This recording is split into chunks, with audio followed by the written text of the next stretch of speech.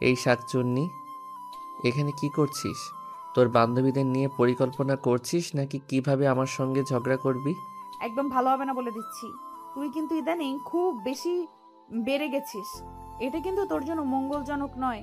তুই তো খুব ভালো করেই জানিস আমার হাত কতদূর পর্যন্ত চলে। এই দেখ, একদম ফুটানি করতে আসিস না।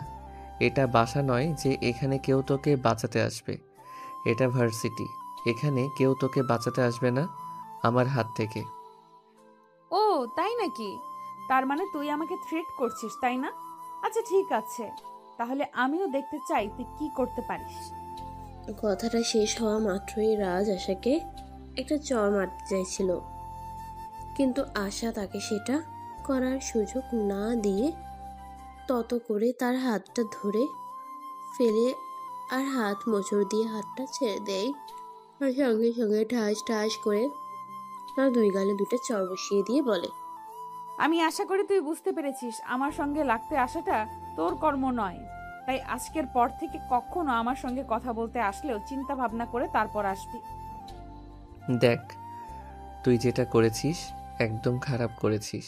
এর পরিণাম কিন্তু খুবই খারাপ হবে, এটা আমি তোকে বলে দিলাম। এই বলে রাজ সেখান থেকে চলে গেল। ভার্সিটির স্টুডেন্টের সামনে অপমান করা এটা সে কোনোভাবেই হজম করতে পারছে না। ওদিকে ভার্সিটির ছুটি হতে না হতেই রাজ ভার্সিটি থেকে বের হয়ে বাসায় চলে গেল। এদিকে আশা ভার্সিটির গেটের সামনে দাঁড়িয়ে তার জন্য অপেক্ষা করছিল, কারণ প্রতিদিন ভার্সিটি ছুটি হলে রাজ বাইকে করে নেহাকে বাসায় নিয়ে যায়। অপেক্ষা করেই যাচ্ছে, কিন্তু রাজের দেখা মিলছে না। তাই সে বাধ্য হয়ে বাসায় ফোন দিল। আসসালামু আলাইকুম খালামণি, তোমার ছেলে কোথায়? আমি সেই কখন থেকে ভার্সিটির গেটে বাইরে দাঁড়িয়ে অপেক্ষা করছি, কিন্তু তাকে কোথাও দেখতে পাচ্ছি না। কি বলিস তুই এটা? আমার আগে সন্দেহ হয়েছিল, কিন্তু রাজ তো আমাকে বাসে এসে বলল তুই নাকি তোর বান্ধবীদের সঙ্গে ঘুরতে গেছিস, আর তাকে নাকি বাসে চলে আসতে বলেছিস। একদম মিথ্যা কথা খালামণি। তোমার ছেলে ভার্সিটিতে এসে আমার সঙ্গে বেয়াদবি করেছে, আমার গায়ে হাত তুলতে চেয়েছিল। আমি তাকে সেটা করতে দেইনি বলে সে আমার সঙ্গে রাগে এসব করছে। আচ্ছা ঠিক আছে, কোনো সমস্যা নেই, তুই একটা অটো নিয়ে বাসে চলে আয়, তারপর ব্যাপারটা আমি দেখছি। আর তার কিভাবে এত বড় দুঃসাহস হয়, সে তোকে বাইরে রেখে নিজে বাসে চলে এলো। আশা তখন আর কোনো কথা না বলে ফোনটা কেটে দিল, আর তারপর একটা অটোতে করে বাসায় চলে এলো। বাসায় এসে দেখতে পেল রাজ নিজেও রুমের দরজা লাগিয়ে উচ্চ শব্দে সাউন্ড বক্স বাজিয়ে গান শুনছে। তখন সে রাজের রুমে বেশ কয়েকবার দরজায় নক করলো, কিন্তু রাজ দরজা খুলল না। তাই সে বিরক্ত হয়ে সেখান থেকে চলে গেল। তারপর ফ্রেশ হয়ে দুপুরের খাবার খেয়ে একটু ঘুমিয়ে পড়ল। যখনই তার ঘুম ভাঙলো, তখনই সে নিজের বুকের উপর কারো নিঃশ্বাস অনুভব করলো। তখনই চোখ খুলে তাকিয়ে দেখলো রাজ তার বুকের উপর শুয়ে আছে।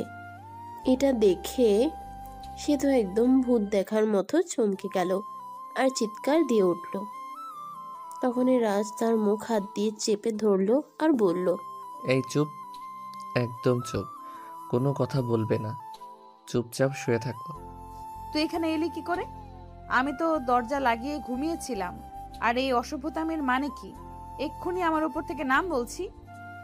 নামবো না? আমি তোর বুকের উপর শুয়ে থাকতে তো আমার বেশ ভালোই লাগছে, তাহলে আমি নামবো কেন? আমি তো তোর বুকের উপর শুয়ে শুয়ে তোর হার্টবিট শুনছিলাম। আমার কিন্তু এখন ধৈর্যের বাঁধ ভেঙে যাচ্ছে। তুই চুপচাপ আমার বুকের উপর থেকে নাম, এখান থেকে চলে যা। তা না হলে কিন্তু তোর সঙ্গে খারাপ কিছু হয়ে যাবে, এটা আমি তোকে বলে দিলাম। কি করবি তুই? সবাইকে এটা বলবি যে আমি তোর রুমে ঢুকে তোর উপর শুয়েছিলাম? এতে কি আমার মান ইজ্জত যাবে নাকি তোর? দেখ, তোর যেটা ভালো মনে হয় তুই সেটাই কর। তবে আমি আর যখন তোর রুমে এসেছি আর বারবার আসতেই থাকবো, কারণ তোর বুকের উপর শুয়ে থাকতে কিন্তু সেই লাগে। তুই এক্ষুনি আমার বুকের উপর থেকে নাম বলছি, তা না হলে কিন্তু আমি খালামণিকে সব বলে দিব। এই কথা বলে আশা রাজকে নিজের বুকের উপর থেকে ধাক্কা মেরে নিচে ফেলে দিল। আর রাজ ধাক্কার তাল সামলাতে না পেরে একদম সরে পড়ে গেল। আর তখনই ও মা গো বাবা গো বলে একটা চিৎকার দিল। চিৎকার শুনে রাজের আম্মু কিচেন থেকে দৌড়ে উপরে চলে আসলেন আর আশার রুমের দরজায় নক করতে থাকেন। কি ব্যাপার আশা, কি হয়েছে? তোর রুমে চিৎকারের আওয়াজ শুনতে পেলাম। কই খালামণি, তুমি মনে হয় ভুল কিছু শুনেছ। আমি তো আমার রুমে শুয়ে শুয়ে ঘুমাচ্ছিলাম, তাহলে এখানে চিৎকার করবে কে? হ্যাঁ, হয়তো সেটাও হতে পারে। আসলে এখন তো তোদের নিয়ে অনেক চিন্তা হয়, কারণ দুইটা ছেলে মেয়ে তো সারাদিন সতীনের মতো ঝগড়া করিস। আচ্ছা ঠিক আছে, আমি চলে যাচ্ছি, তুই একবার একটু রান্না করে আসিস। আজ রাতে বাসায় কিছু মেহমান আসবে, তাই একটু আমাকে সাহায্য করবি। আচ্ছা খালামণি, ঠিক আছে, কোনো সমস্যা নেই, তুমি যাও, আমি ফ্রেশ হয়ে এক্ষুনি আসছি। তখন রাজের আম্মু আর কোনো কথা না বলে চুপচাপ সেখান থেকে চলে গেলেন। এদিকে আশা বিছানা থেকে নেমে সোজা ওয়াশরুমে চলে গেল। তারপর ফ্রেশ হয়ে এসে দেখতে পেল রাজ এখনো তার বিছানার উপর বসে আছে। তাই সে রাজকে বলতে লাগলো, এই বেয়াদ্দব, আমার কাছে এলে তুই এখনো এখানে বসে আছিস কেন? নাকি তোর লাজ লজ্জা বলতে কিছুই নেই, আর এখনো এখানে বসে আছিস আমার আরো কঠোর কথা শোনার জন্য? তুই আমাকে আর কিছু নাবি, এই যে তুই আমাকে ধাক্কা দিয়ে ফ্লোরে ফেলে দিয়েছিস, এখন তো কোমরে প্রচণ্ড ব্যথা পেয়েছি, আমার হাঁটতেও কষ্ট হচ্ছে।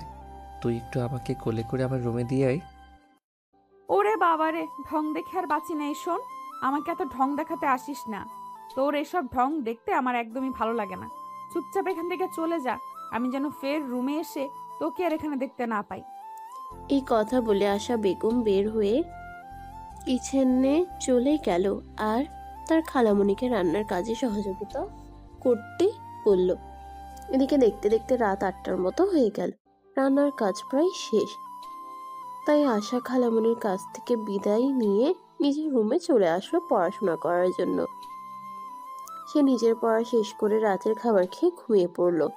এর পরদিন সকালবেলা যখন ভার্সিটি যাবে, রেডি হয়ে ড্রয়িং রুমে বসে অপেক্ষা করছে রাজের জন্য, কিন্তু রাজ এখনো নিচে আসছে না। তাই সে রাজের আম্মুকে বলল, খালামণি, তোমার ছেলে কি এখনো ঘুম থেকে ওঠেনি নাকি? সে কখন থেকে অপেক্ষা করছে ভার্সিটিতে যাওয়ার জন্য। সে যদি এখনো ঘুম থেকে না ওঠে তাহলে তো ভার্সিটি লেট হয়ে যাবে। একটা কাজ কর, তুই একটা অটোতে করে ভার্সিটিতে চলে যা। আমি আর রাজকে ডাকাডাকি করতে পারবো না। তার যদি ইচ্ছে হয় সে ঘুম থেকে উঠবে, না হলে ঘুম থেকে ওঠার কোনো প্রয়োজন নেই। তার যা ভালো লাগে সে তাই করুক। আচ্ছা ঠিক আছে খালামণি, কোনো সমস্যা নেই। আসলে তোমাকে এই জন্যই বললাম, আমি যদি তোমাকে না বলে ভার্সিটিতে চলে যাই তারপর তো আবার তুমি আমাকে কিছু বলতে পারো, তাই। এ বলে আশা খালামণির কাছ থেকে বিদায় নিয়ে বাসা থেকে বের হয়ে চলে গেল। এদিকে রাজের যখন ঘুম ভাঙলো তখন প্রায় দুপুর 12টার মতো বাজে। সে ঘুম থেকে উঠে মোবাইলটা হাতে নিল। মোবাইল হাতে নিয়ে যখন দেখতে পেল প্রায় 12টা বাজে, তখন সে চিৎকার করে তার আম্মুকে ডাকতে লাগলো, আম্মু, ওই আম্মু, কোথায় তুমি? একটু তাড়াতাড়ি এদিকে আসো তো। কি ব্যাপার, কি হয়েছে? তোর কি সমস্যা? এভাবে সারের মতো চেঁচামেচি করছিস কেন? আমি ষাঁড়ের মতো চেঁচামেচি করছি তাই না? আচ্ছা ঠিক আছে, এখন তুমি আমাকে এইটা বলো যে এখন কয়টা বাজে? এখন কয়টা বাজে সেটা জেনে আমার কোনো কাজ নেই, তাই আমি দেখার বা জানার কোনোটাই প্রয়োজন বোধ করছি না। আম্মু, এখন দুপুর 12টা বেজে গেছে, তুমি আমাকে সকালবেলা ঘুম থেকে ডেকে দাওনি কেন? আমার তো আজ ভার্সিটিতে যাওয়াই হলো না, সামনেই আমার এক্সাম। এখন যদি ভার্সিটিতে না যাই তাহলে প্রিন্সিপাল স্যার আমাকে বকাবকি করবে। তোমার সঙ্গে যেটা হওয়ার উচিত সেটা তো হতেই হবে, কারণ তুমি তো সেটারই যোগ্য। যে ছেলে নিজের ইচ্ছে ঘুম থেকে উঠে ভার্সিটি যেতে পারে না, তাকে কেন আরেকজন ঘুম থেকে ডেকে দিতে যাবে? তোমার ইচ্ছে হলে তুমি নিজের ইচ্ছাতেই ঘুম থেকে উঠে ভার্সিটি যেতে পারো, আর না হলে নাই। আমাদের কোনো মাথা ব্যথা নাই এই ব্যাপারে। রাজ তখন খুব ভালোভাবে বুঝতে পারলো তার আম্মুর সঙ্গে কথা বলে আর কোনো লাভ হবে না। তাই সে কোনো কথা না বলে চুপচাপ বিছানা থেকে নেমে ওয়াশরুমে চলে গেল। তারপর ফ্রেশ হয়ে একটা নতুন শার্ট আর একটা নতুন প্যান্ট পরে বাসা থেকে বের হয়ে চলে যাচ্ছিল। এমন সময় পেছন থেকে তার আম্মু বলে ওঠেন, তো কি ব্যাপার মহাশয়, এভাবে আপনি সেজেগুজে রেডি হয়ে কোথায় যাচ্ছেন একটু বলা যাবে কি? আমার যেখানে ইচ্ছা আমি সেখানে যাচ্ছি, কারণ এই বাড়িতে তো আমার কোনো মূল্য নেই। আমি কাউকে কোনো কথা বলে শোনাতেও পারি না। আমি কোনো কথা বলতে গেলে উল্টে আমাকে আরও কথা শুনতে হয়।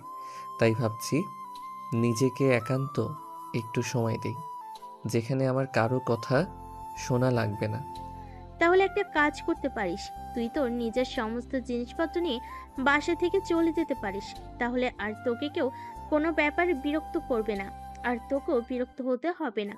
তোর জিনিসপত্রগুলো গুছিয়ে নিতে পারবি নাকি আমাকে সহযোগিতা করতে হবে?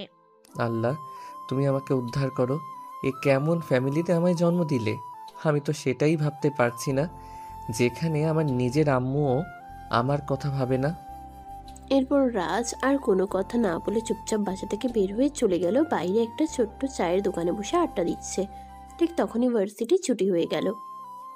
আশা একটা অটো রিকশায় করে বাসার দিকে যাচ্ছিল। তখনই রাজ তার পথ আগলে দাঁড়ায় আর রিকশার সামনে দাঁড়িয়ে বলে, এই শাকচুন্নি ডাইনি, কি সমস্যা তোর বলতো আমাকে?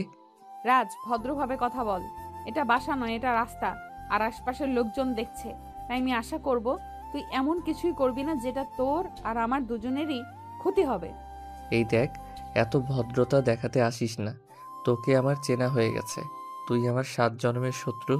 তাই তো তোকে আমি বিয়ে করে আমার ঘরের বউ বানিয়ে রাখতে চাই, যাতে আমার সঙ্গে শত্রুতামি করার সাহস না দেখাতে পারিস।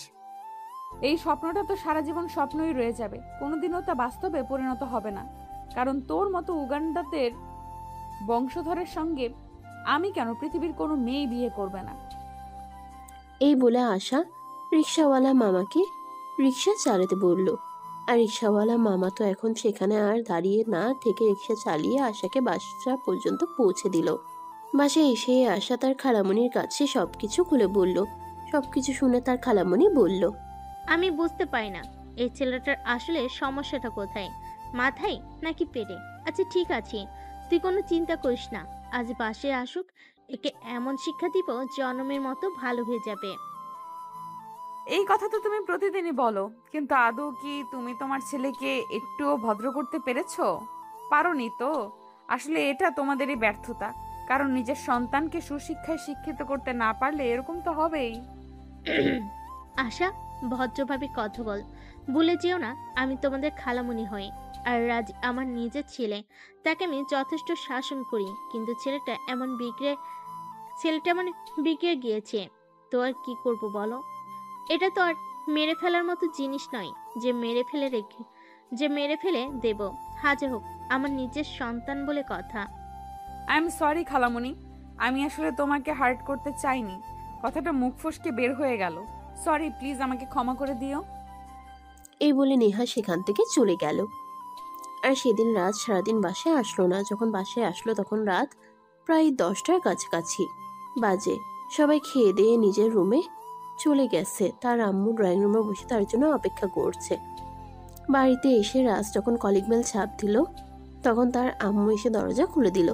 রাজ যেই না বাসার ভিতরে ঢুকতে যাবে তখনই তার আম্মু তাকে ঠাস করে কয়েকটা চড় মেরে বলতে লাগলো, এই অসভ্য বদমাইশ ছেলে, তোকে আমি কতবার বলেছি একটু ভালো হ, নিজেকে একটু বদলানোর চেষ্টা কর, কিন্তু তুই সেটা করবি না বলেই ঠিক করে রেখেছিস। আমার কোনো কথা শোনার ইচ্ছে তো তোর নেই।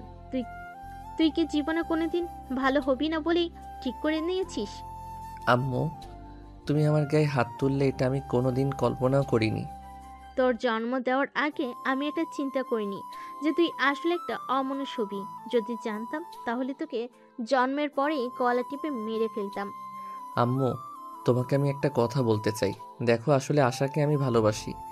তাকে আমি বিয়ে করতে চাই আর সারা জীবন একসঙ্গে থাকতে চাই। তাই তো তার সঙ্গে আমি এরকম করি, যাতে সেটা তোমাদের চোখে পড়ে আর তোমরা কিছুটা হলেও আন্দাজ করতে পারো। কিন্তু আশা মনে হয় আমাকে একদমই সহ্য করতে পারে না। কথাটা রাজকে শেষ করতে না দিয়ে তার আম্মু তার গালে আরো 2টা চড় মেরে বলতে লাগলো, হাই আল্লাহ, তোর মেন্টালিটি এত নিচু, আমার ভাবতে অবাক লাগছে। নিজের খালাতো বোনকে বিয়ের কথা বলতে কি তোর একবার লজ্জা করেনি? ছি ছি, আমি এসব কি শুনছি? আম্মু দেখো, ভালোবাসা বলে কই হয় না। আশা আর আমি দুজনে সেই ছোট থেকে একসঙ্গে বড় হচ্ছি। আমাদের বেড়ে ওঠা একসঙ্গেই। নিজেদের ভালো বন্ধু বলতে আমরা দুজন দুজনকেই চিনি। কখনো তো আশা ছাড়া অন্য কোনো মেয়ের সঙ্গে আমার সেইভাবে মেলামেশা করা হয়ে ওঠেনি। আমার বুঝবার মতো সময়টা, আমার প্রেম করার মতো সময়টা, আমার কাউকে ভালো লাগা ভালোবাসার মতো সময়টা আমি আশার সঙ্গেই তো পার করেছি।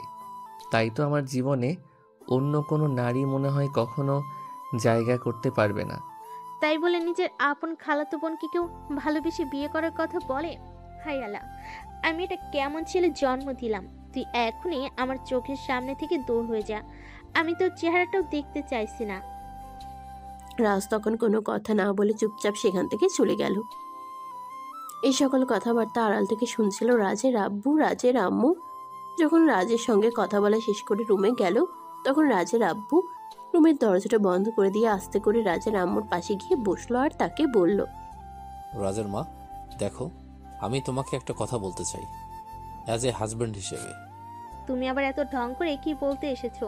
কি বলবে তাড়াতাড়ি বলে ফেলো। আমার আবার এত সময় নেই, ঘুম পাচ্ছে আমার, আমি ঘুমাবো।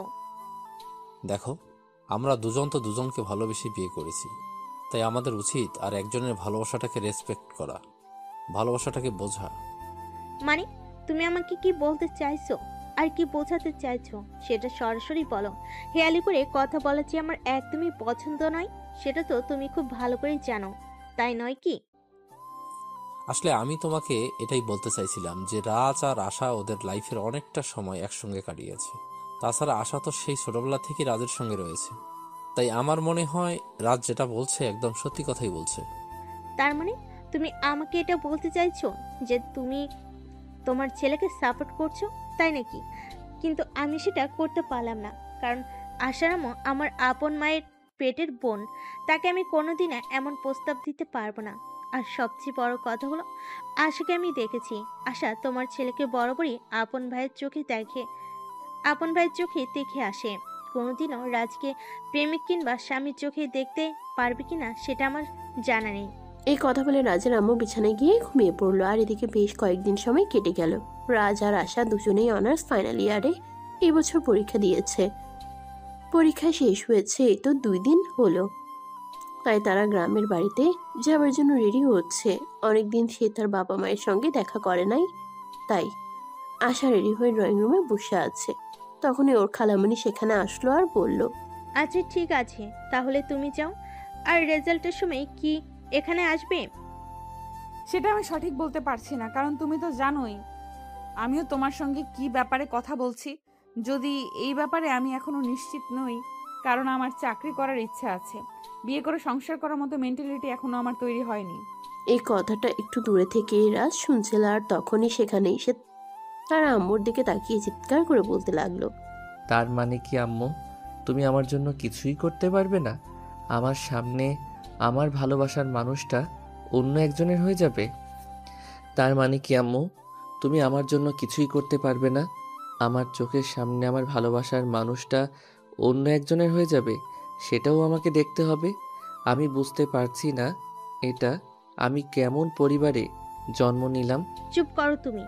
তোমাকে আমি তখনও বলেছি আর এখনো বলছি, যেটা তুমি চাইছো বা যেটা আমাকে বলছো সেটা কোনোদিনও সম্ভব নয়। আসলে যদি আমার আপন বোনের মেয়ে না হতো তাহলে আমি বিষয়টা ভেবে দেখতে পারতাম, কিন্তু তুমি সবকিছু জেনে শুনে এরকমটা করতে পারো না। আমরা সবাই মিলে দেখে শুনে তোমাকে বিয়ে করব। আশা যদি আমার জীবনে না আসে, তাহলে অন্য কোনো মেয়ের প্রয়োজন নেই আমার জীবনে। তোমাদের যা ইচ্ছে তোমরা তাই করতে পারো, কিন্তু আমি তোমাদের পরিষ্কার জানিয়ে দিয়েছি, আশা ছাড়া অন্য কোনো মেয়েকে আমি কোনো দিনই বিয়ে করব না। খালামণি, আমি চলে যাচ্ছি। আমার মনে হয় তোমার ছেলের মাথায় সমস্যা হয়েছে। আমি চলে যাওয়ার পর তোমরা তোমার ছেলেকে একটু ডাক্তার দেখানোর চেষ্টা করবে। তাতে যদি তোমার ছেলে একটু মানসিক উন্নতি হয়। তা না হলে কিন্তু আমার মনে হয় খুব শীঘ্রই তোমার ছেলেকে নিয়ে পাবনাতে চলে যেতে হবে। আশা, তোমাকে এসব কিছু নিয়ে কোনো চিন্তা করতে হবে না। তুমি নিশ্চিন্ত মনে বাড়িতে ফিরে যাও। তোমার আম্মু সকালে ফোন দিয়েছিল। আমি তোমার আম্মুর সাথে আমি তোমার আম্মুর সাথে কথা বলেছি। ওর ব্যবস্থা আমি করছি। ওটা নিয়ে তুমি কোনো টেনশন করো না। অতঃপর আশা আর কোনো কথা না বলে চুপচাপ সেখান থেকে বের হয়ে বাড়ির উদ্দেশ্যে রওনা দিল। সে যখন গ্রামে এসে পৌঁছলো তখন প্রায় বিকেল হবে হবে। বাড়ির গেটের সামনে দাঁড়িয়ে এসে তাড়াতাড়ি তার চাচাতো ভাই বোনেরা তাকে ঘিরে ধরলো, আর সবাই তার সঙ্গে অনেক কথা বলতে থাকলো। এভাবে তার চাচাতো ভাই বোনদের সঙ্গে কথা বলা শেষ করে ভিতরে যেতে যেতে প্রায় সন্ধ্যা হয়ে গেল। তার আম্মু তখন রান্নাঘরে কাজ করছিল, তাকে দেখে বলল, কি ব্যাপার আশা, তোমার আসতে তো দেরি হলো কেন? আমি তো সকালবেলা তোমার খালামণির সঙ্গে ফোনে কথা বলেছিলাম। সে তো বলেছিল তুমি দুপুরের মধ্যেই চলে আসবে, কিন্তু এদিকে তো বিকেল গড়িয়ে সন্ধ্যা হয়ে গেল। আম্মু খালামণি ঠিক কথাই বলেছিল, কিন্তু সমস্যা হলো রাস্তায় প্রচুর যানজট ছিল, যার কারণে আমাকে আসতে দেরি হয়েছে। যাই হোক, কোনো ব্যাপার না। আমার খুব ক্ষুধা পেয়েছে, আমাকে কিছু খেতে দাও। তোমার আর রাজার দুজনেরই তো ভার্সিটি বন্ধ, তাহলে তুমি তোমার সঙ্গে রাজকে এখানে নিয়ে আসতে পারতে। ছেলেটা তো সেই ছোটবেলা থেকে শহরে বড় হয়েছে, গ্রামের পরিবেশ আর আবহাওয়া তো সে দেখেইনি। ছেলেটাকে তোমার সঙ্গে নিয়ে আসলে কয়েকটা দিন এখানে থাকতে পারতো। তোমার ওই উগান্ডারের বংশধর ভাগ্নেকে এখানে নিয়ে আসার কোনো ইচ্ছে আমার নেই। ওদের বাড়িতে রয়েছি বলে আমাকে যেইভাবে ইচ্ছে সেইভাবে জ্বালিয়ে, আর এখানে আমি নিজের বাড়িতে এসে কি ওর জ্বালাতন সহ্য করব নাকি? এটা কিন্তু তুমি একদম ঠিক বলনি। তুমি যদি তোমার খালামণির কাছে এতদিন থাকতে পারো, তাহলে তো সে কয়েকটা দিন আমার কাছে থাকার আশা করতেই পারে। যাই হোক, তুমি ভেতরে যাও, আমি কাল না হয় পরশু রাজকে ফোন দিয়ে এখানে আসতে বলবো। আশা তখন তার আম্মুকে কোনো উত্তর না দিয়ে চুপচাপ সেখান থেকে চলে গেল। রুমটাতে এতদিন বহু বছর পর পর আসা হতো, কিন্তু এখন সে অনেকদিন থাকতে পারবে এখানে, যতদিন পর্যন্ত তার বিয়ের সম্বন্ধ ঠিক না হচ্ছে। রুমে এসে ফ্রেশ হতে চলে গেল। ফ্রেশ হয়ে এসে সোজা চলে গেল খাবার টেবিলে। তারপর খাবার খেয়ে ভাই বোনদের সঙ্গে নিয়ে আড্ডা দিতে থাকলো। এভাবে কেটে গেল সেই দিনের দিনটা। পরের দিন সকালবেলা ঘুম থেকে উঠতে না উঠতেই মোবাইলে রিংটোন বাজতে শুরু করলো। আশা মোবাইলটা হাতে নিয়ে দেখলো রাস্তাকে কল করেছে। যদিও সে ফোনটা রিসিভ করতে ইচ্ছুক ছিল না, কিন্তু পরপর রিং হয়েই যাচ্ছিল, তাই সে ফোনটা রিসিভ করলো। এই মেয়ে, কি ব্যাপার, কি সমস্যা তোর? আমি সেই তখন থেকে ফোন দিয়ে যাচ্ছি, তুই আমার ফোন তুলছিস না কেন? নাকি ওখানে যাওয়ার আগেই নতুন বয়ফ্রেন্ড জুটিয়ে নিয়েছিস, যার কারণে এখন আর আমাকে তোর প্রয়োজন মনে হচ্ছে না? দেখ, উগান্ডারের বংশধর, একদম ভদ্রভাবে কথা বল। বয়ফ্রেন্ড আমার জীবনে কোনোদিন আসেনি আর আসবেও না। তুই তো ভালো করে জানিস আমার ফ্যামিলি আমার জন্য সম্বন্ধ করেছে, আর আমি আমার ফ্যামিলির পছন্দ করা ছেলেকেই বিয়ে করব। আশা, আমি তোকে বলেছি আর আম্মুকেও বলেছি, আমি কিন্তু তোকে ভালোবাসি। আমি কিন্তু তোকে অন্য কারোর হতে কোনো দিনই দেব না। তুই আমার, আর শুধু আমারই থাকবি। এ শোন, তোর মতো ইতর লম্পট চরিত্রহীন একটা ছেলেকে কোনো দিন আমি বিয়ে করতে যাব না। কারণ যেই ছেলে বোনের রুমে লুকিয়ে ঢুকে খালাতো বোনকে কিস করতে পারে, সেই ছেলেকে আর যাই হোক নিজের জীবন সঙ্গী করা যায় না। এই শোন, তোর যা ইচ্ছে তাই করতে পারিস, কিন্তু তুই যদি আমাকে ছাড়া ভুল করেও অন্য কোনো ছেলেকে বিয়ে করিস, তাহলে কিন্তু আমি তোকে এইটা বলে দিচ্ছি, তুই বিয়ে করতে পারবি ঠিকই ওই ছেলেটাকে, কিন্তু তোর সঙ্গে বাসর ঘরে আমি থাকবো। রাজ, এখন কিন্তু একদম বেশি হয়ে যাচ্ছে। তুই কিন্তু একদম ধৈর্যের সীমা ছাড়িয়ে যাচ্ছিস। এর ফল কিন্তু খুবই খারাপ হবে, এটা আমি তোকে বলে দিলাম। তুই কি খারাপ করতে পারিস সেটা আমিও দেখতে চাই। আমি আগামীকাল সকাল হওয়ার আগেই তোদের বাড়িতে পৌঁছাচ্ছি, কথাটা তুই মনে রাখিস। মানে তুই কি বলতে চাইছিস? আমি এক্ষুনি নিজের সমস্ত জিনিসপত্র গুছিয়ে নিয়েছি, আর আজ বিকালেই তোদের বাড়ির উদ্দেশ্যে রওনা দিব। আশা করি আগামীকাল সকাল হওয়ার আগেই তোদের বাড়িতে পৌঁছাতে পারবো। আর এই খবরটা তুই খালামণিকে দিয়ে রাখবি। কথাটা বলেই রাজ ফোনটা কেটে দিল। অপরদিকে তখনই আশার আম্মু তাকে ডাকতে এলো। এই আশা, আশা, কি হলো? তুই এখনো ঘুম থেকে উঠিসনি কেন? শীতের সকাল, সবাই অপেক্ষা করছে তোর জন্য। পিঠা বানিয়েছি, একসঙ্গে খাবি বলে। আর এই শীতের সকালে কেউ এত সকালে ঘুম থেকে ওঠে নাকি? আমি আরো পরে ঘুম থেকে উঠবো। তোমরা সবাই নাস্তা করে নাও, আমার জন্য অপেক্ষা করতে হবে না। সেটা আমাকে বললে তো হবে না। তোমার আব্বু, তোমার চাচু, তোমার চাচিরা সবাই তোমার জন্য অপেক্ষা করছে। তুমি এক্ষুনি বিছানা থেকে নেমে এসো। আশা তখন আর কোনো উপায়ন্তর না পেয়ে বিছানা থেকে নেমে ফ্রেশ হয়ে তারপর সবার সঙ্গে নাস্তা করতে নিচে চলে গেল। শীতের সকাল আশায় আম্মু আর চাচিরা মিলে হলিক রহমের পিঠা বানিয়েছে, সেগুলো নিয়ে অপেক্ষা করছিল বাড়ির সবাই। সে নিচে যেতেই তার আব্বু তাকে বলল, কি ব্যাপার মামনি, তোমার এখানে আসতে এত দেরি হলো কেন? আমরা সবাই সেই কখন থেকে নাস্তা নিয়ে তোমার জন্য অপেক্ষা করছি। এতদিন পর তুমি বাড়িতে এসেছো বলে কোথায় সবাই মিলে একসঙ্গে নাস্তা খাবো? আমি তো আম্মুকে বলেছিলাম তোমরা খাবার খেয়ে নিতে। আসলে শীতের সকালে কি এত সকালবেলা ঘুম থেকে উঠতে ইচ্ছে করে, তাই তো আমি আম্মুকে বলেছিলাম আমি আরেকটু ঘুমাবো। আরে মামনি, এরকমটা বললে হয় নাকি? তুমি এতদিন পর বাড়িতে এসেছো, এখন তো একটু আমাদের সময় দিতেই হবে। তাছাড়া তোমার বিয়ের সম্বন্ধ চলছে, কয়দিন পর যদি তোমার বিয়ে হয়ে যায় তাহলে তো আর তোমাকে পাবো না। তোমরা আমাকে এত তাড়াতাড়ি বিদায় করতে চাইছো কেন বলো তো? এই তো সবে তো পড়াশোনা শেষ করলাম, এখন একটা চাকরি বাকরি খুঁজি, তারপর না হয় বিয়ে শাদী করা যাবে।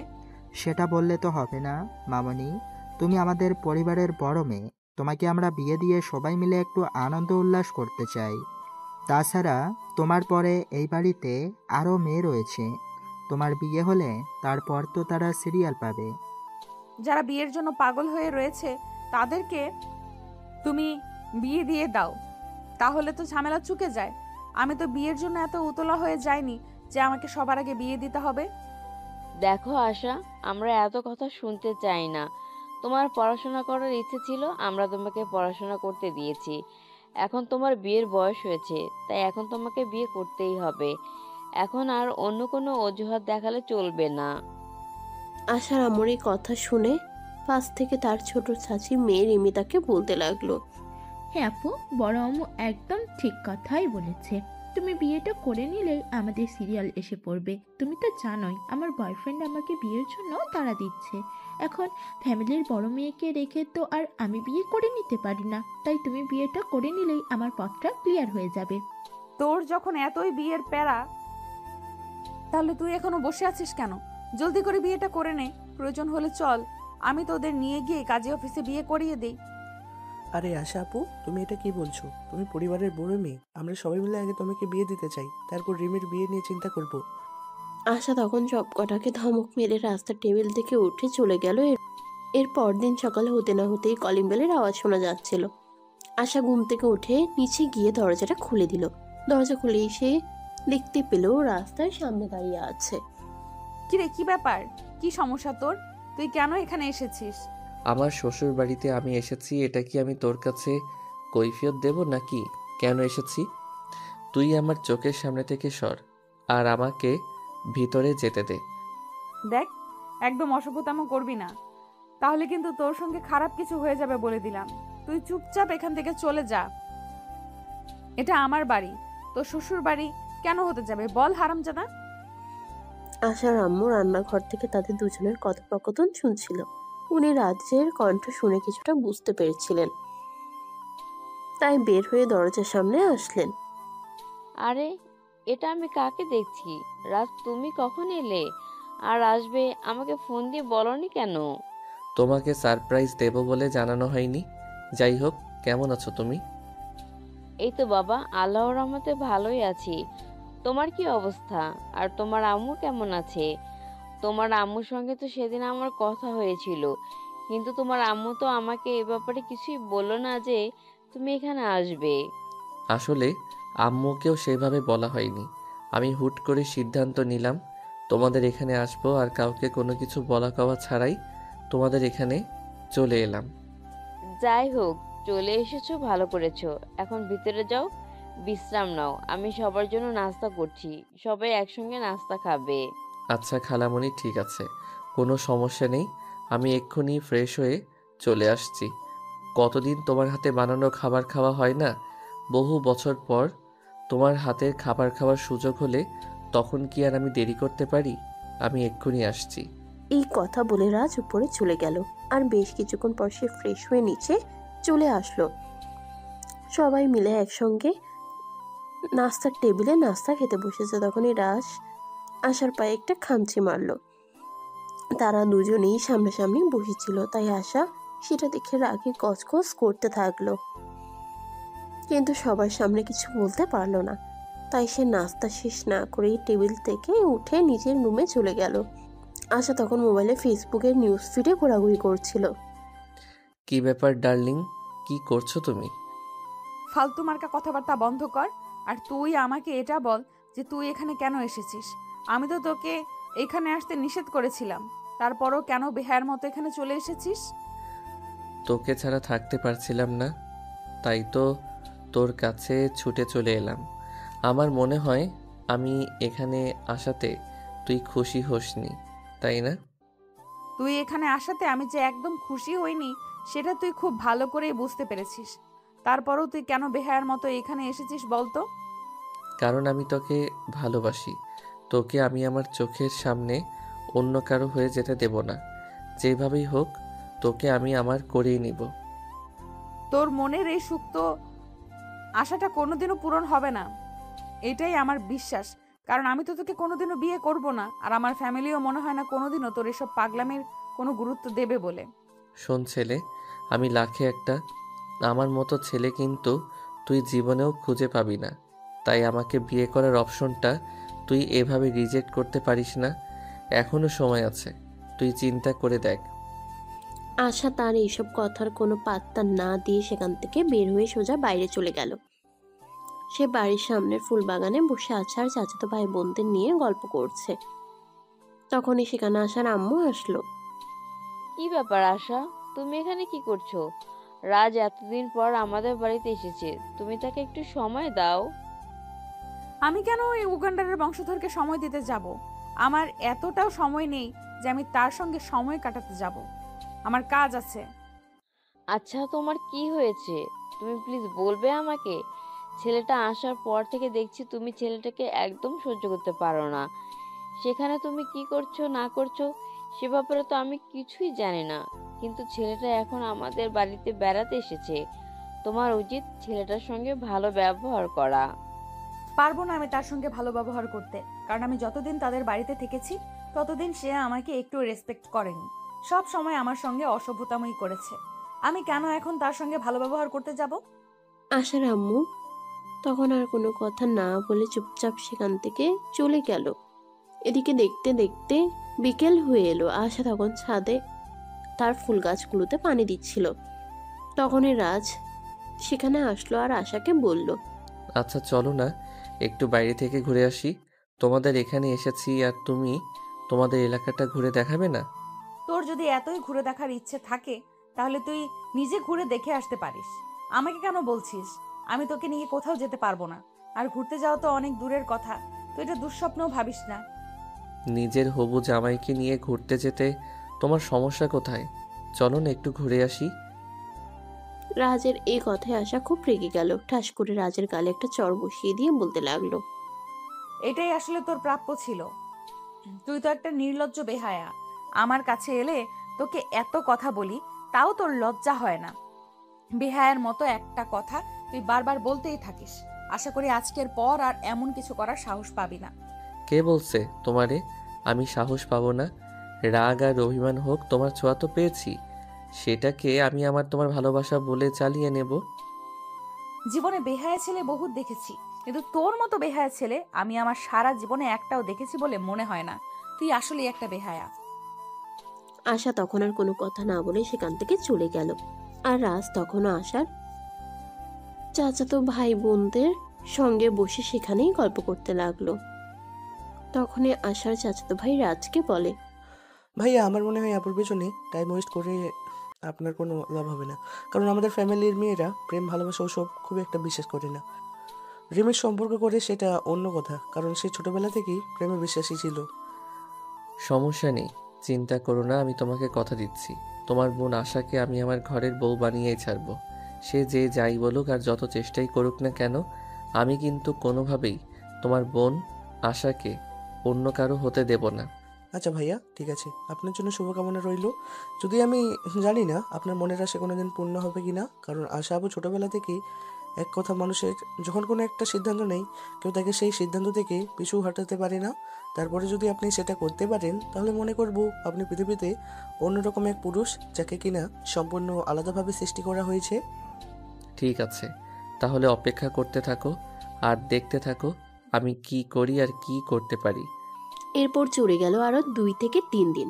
আজ আশাকে তার বাবার পছন্দ করা ছেলে দেখতে আসবে, তাই সকাল থেকেই বাড়িতে তোড়জোড় চলছে। আশার আম্মু সকালবেলা থেকে রান্নাঘরে, সেই সঙ্গে তার চাচিরাও সবাই মিলে বাড়িঘর পরিষ্কার করছে, গুছাগুছি করছে।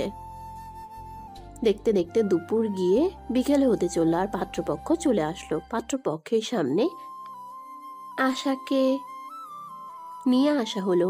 আশাকে অনেক সুন্দর করে সাজানো হয়েছে। একটা পিঙ্ক কালারের শাড়ি নিয়ে আসা এমনিতেও যথেষ্ট সুন্দরী, আর এই শাড়িটাতে আশাকে অনন্য লাগছিল। দেখা দেখির পর্ব শেষ হলে আশা আর পাত্রকে আলাদা করে কথা বলার জন্য দেওয়া হলো। আর তখন আশার আম্মু রাজকে তাদের সঙ্গে যেতে বলল। আর এই কথা শুনে রাজ আশার আম্মুকে বলে, খালামণি, সেটা তো খুব একটা প্রয়োজন আছে বলে মনে হয় না, কারণ বিয়েটা তোমার মেয়ের যদি ভালো মনে হয় তাতেই ভালো। সেখানে আমরা কেন যাব? আর তারা দুজন কথা বলবে, সেখানে তো কাবাবের হাড্ডি হওয়ার কোনো প্রয়োজন আছে বলে আমি মনে করি না। সেটা ঠিক আছে। আচ্ছা ঠিক আছে, যাওয়ার কোনো প্রয়োজন নেই। হ্যাঁ আম্মু, রাজ একদম ঠিক কথাই বলেছে। বিয়েটা আমার, তার নয়। তাই যে কোনো সিদ্ধান্ত আমাকেই তো নিতে হবে। তাই সেখানে ওর যাওয়ার প্রয়োজন আছে বলে আমিও মনে করছি না। রাজ তখন আর কোনো কথা না বলে চুপচাপ সেখান থেকে চলে গেল। এদিকে আশা ওই ছেলেটাকে নিয়ে ছাদে এসেছে। পাশাপাশি দুজন দাঁড়িয়ে আছে, কিন্তু কেউই কোনো কথা বলছে না। তখনই আশা নীরবতা ভেঙে বলল, কি ব্যাপার মিস্টার, কি সমস্যা আপনার? আপনি এভাবে চুপচাপ দাঁড়িয়ে আছেন কেন? আপনার কি আমাকে কোনো কিছু জিজ্ঞেস করার নেই? না মানে, আসলে আপনাকে তো আমার অনেক কথা জিজ্ঞাসা করার ছিল, কিন্তু কিভাবে জিজ্ঞেস করব সেটা তো বুঝতে পারছি না। আপনার সঙ্গে তো আজকেই প্রথম পরিচয়। শুনুন, এত হেয়ালি কোনো আমার একদমই পছন্দ নয়। আপনার যদি আমাকে কিছু জিজ্ঞাসা করার থাকে তাহলে আপনি আমাকে জিজ্ঞেস করতে পারেন। আমি নির্দ্বিধায় আপনার প্রশ্নের উত্তর দিয়ে দেব। না মানে, আসলে আমি আপনার কাছ থেকে বেশি কিছু জানতে চাই না। আপনি কি রিলেশনশিপ কন্টিনিউ করছেন? মানে আপনার কি কোনো বয়ফ্রেন্ড আছে? জাস্ট এইটুকুই জানার আছে, এর বেশি কিছু জানতে চাই না আমি। কোনো দিন আমাকে দিয়ে হয়রানি আর ভবিষ্যতে কোনো দিন হবে কিনা সে ব্যাপারে আমার যথেষ্ট সন্দেহ আছে। তাই আমি বলবো এই ব্যাপারে আমাকে প্রশ্ন না করাই আপনার সবচেয়ে বেশি ভালো হবে। তাছাড়া একটা কথা হয়তো আপনারা সবাই খুব ভালো করেই জানেন, মেয়েরা বিয়ের আগে প্রেম প্রেম করেই থাকে, কিন্তু বিয়ের পর সবকিছু ছেড়ে দেয় সংসার বাঁচানোর তাগিদে। হ্যাঁ, সেজন্যই আমি আপনার কাছে জানতে চাইছি, কারণ মনে একজন আর অন্যজনও সংসার করা, এটা আমি পছন্দ করি না। আপনি যদি অন্য কাউকে পছন্দ করেন তাহলে সেটা আপনি আমাকে বলতে পারেন। না, আপনি একদম নিশ্চিত থাকতে পারেন আমার লাইফে এখনো সেরকম কেউ আসেনি আর আসবেও না। যাই হোক, এবার আপনি আপনার ব্যাপারে বলেন, আপনার কি কোনো গার্লফ্রেন্ড আছে? আশার কথা শুনে রাজীব আশাকে কিছু বলতে চাইছিল, কিন্তু রাজীবকে সে কথা বলার সুযোগ না দিয়ে রাজ সেখানে এসে উপস্থিত হলো। আর রাজীবকে উদ্দেশ্য করে বলতে লাগলো, এই যে ভাই শোনো, তোমাকে তোমার ভালোর জন্যই বলছি, এই মেয়ের পিছু নিও না, কারণ এই মেয়ে আমার সঙ্গে রিলেশনে আছে। এই তো কদিন হলো একটু সমস্যা হয়েছে, তাই এরকম করছে। এক্সকিউজ মি, আপনাকে তো আমি চিনলাম না। আরে ভাই, তুই আমার গার্লফ্রেন্ডকে পটিয়ে বিয়ে করতে চাইছিস, আর এখন কি না তুই আমাকে বলছিস তুই আমাকে চিনতে পারছিস না? তাহলে তুই কেমন ছেলে সেটা তুই তোর নিজের কাছেই প্রশ্ন কর। আরে ভাই, আপনি তো হ্যালিফোনা না করে আমাকে এটা বলুন যে কে আপনি, আর আমার হবু স্ত্রীর সঙ্গে আপনার কি সম্পর্ক? আরে ভাই, ও আমার গার্লফ্রেন্ড, সেই ক্লাস 9 থেকে ওর সঙ্গে সম্পর্ক, আর এই বছরই আমরা অনার্স কমপ্লিট করতে চলেছি। আর এখন কিনা তুই বলছিস আমি কে? ভাই শোন, বিয়ে যদি তুই করিস তাহলে ও কিন্তু তোর বউকে পালিয়ে নিয়ে গিয়ে বাসরটা আমিই সারবো। রাজের কাছ থেকে এমন কথা শুনে রাজীব কি করবে সেটা ভেবেই পাচ্ছিল না, তাই সে আশাকে প্রশ্ন করে। কি ব্যাপার ম্যাডাম, আপনার ব্যাপারে উনি এসব কি বলছেন? আপনি কি দয়া করে আমাকে খুলে বলবেন কিছু? এ ব্যাপারে আমি আপনার মুখ থেকে শুনতে চাই। আরে আপনি এর কথা একদম বিশ্বাস করবেন না, এর মাথায় সমস্যা আছে, সব সময় এরকম উল্টাপাল্টা বকে। আরে ডার্লিং, তুমি এরকম কেন করছো? তোমার সঙ্গে তো আমার সেদিন একটু ঝামেলা হলো, আহ, আর তার জন্য তুমি আমাকে ফেলে অন্য কাউকে বিয়ে করে নেবে, এমনটা হতে পারে নাকি? তুমি ওকে বলে দাও যে তুমি আমাকে ভালোবাসো। দেখ রাজ, এখন কিন্তু একদম বেশি বাড়াবাড়ি হয়ে যাচ্ছে। আমি কিন্তু তোর ব্যাপারে সবার কাছে বলে দেব। কথাবার্তা বন্ধ করে এই সব কিছু আমি আর সহ্য করতে পারছি না। এবার তুই দয়া করে আমাকে রেহাই দে। এতদিনের ভালোবাসার সম্পর্ক আমাদের, আর তুই আমাকে বলবি আমি তোকে রেহাই দিয়ে দিব? এমনটা তো হতেই পারে না। আমি আমার সামান্য একটা ভুলের জন্য নিজের ভালোবাসাকে কখনোই হারাতে পারবো না। তুই আমার প্রথম আর শেষ ভালোবাসা, জীবনের বিনিময়ে হলেও তোকে আমি আমার করবই। দেখুন মিস আশা, নিজের বয়ফ্রেন্ডকে বাড়িতে ডেকে এনে আমাদের এভাবে অপমান করা খুব বেশি দরকার ছিল না। আরে ভাই, আপনি ভুল ভাবছেন। এ আমার বয়ফ্রেন্ড নয়, এ আমার খালাতো ভাই। এর সঙ্গে আমার কোনো প্রেমের সম্পর্ক নেই। আপনার যদি আমার কথা বিশ্বাস না হয়, তাহলে আপনি আমার ফ্যামিলির মানুষদের কাছে জিজ্ঞাসা করতে পারেন, তারা আপনাকে একই কথা বলবে। আপনি আমাকে পাগল মনে করছেন নাকি? আমি তো সেটাই বুঝতে পারছি না। আমি কেন আপনার এই বিষয়ে আপনার ফ্যামিলির সঙ্গে আলোচনা করতে যাব? আমি নিজের চোখে যেটা দেখছি সেটা কি যথেষ্ট নয়? যাই হোক, আমি আপনাকে বিয়ে করছি না, এটা আমার ফাইনাল সিদ্ধান্ত। কারণ যে মেয়ে আমার সামনে তার বয়ফ্রেন্ডকেও অস্বীকার করতে পারে, দুদিন পরে সে আমাকে রেখে তার বয়ফ্রেন্ডের সঙ্গে পালাবে, এটা কোনো অনিশ্চয়তা নেই। হায় আল্লাহ, এসব আপনি কি বলছেন?